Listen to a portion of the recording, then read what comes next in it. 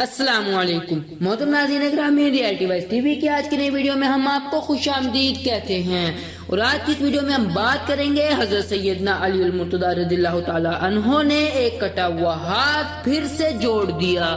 تو محترم ناظرین گرامی، مکمل آگاہی حاصل کرنے کے لیے اس ویڈیو کو آخر تک ضرور دیکھیے گا، اور اس کے ساتھ ساتھ اگر آپ ہمارے YouTube channel Reality Wise TV پر نیو ہیں تو ہمارے YouTube channel Reality Wise TV کو ضرور سبسکرائب کیجیے گا تاکہ آنے والی ایسی نئی ویڈیوز کا نوٹیفیکیشن آپ تک آسانی سے پہنچ سکے۔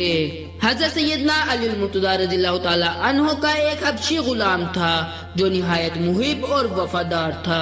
ایک مرتبہ اس نے چوری کر لی، لوگوں نے اس کو پکڑ کر آپ رضی اللہ تعالی عنہ کی خدمت میں پیش کیا، جہاں اس نے اپنے جرم کا اقرار کر لیا۔ آپ رضی اللہ تعالی عنہ نے اس کا ہاتھ کاٹ دیا۔ جب وہ اپنے گھر روانہ ہوا تو رستے میں اس کی ملاقات حضرت ابن القوا رضی اللہ تعالیٰ عنہ سے ہوئی۔ انہوں نے جب پوچھا کہ تمہارا ہاتھ کیسے کٹا تو اس نے بتایا میں نے چوری کی تھی۔ ابن القوا رضی اللہ تعالیٰ عنہ نے پوچھا کہ تمہارا ہاتھ کس نے کاٹا؟ اس نے کہا کہ میرا ہاتھ امیر المومنین حضرت سیدنا علی المرتضیٰ رضی اللہ تعالیٰ عنہ نے کاٹا ہے۔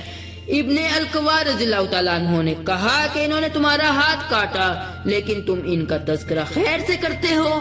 اس غلام نے کہا انہوں نے میرا ہاتھ حق کے ساتھ کاٹا اور مجھے جہنم کے عذاب سے بچا لیا۔ ابن القوا رضی اللہ تعالیٰ عنہ نے حضرت سیدنا علی المرتضیٰ رضی اللہ تعالیٰ عنہ کی خدمت میں حاضر ہو کر تمام ماجرا بیان کیا۔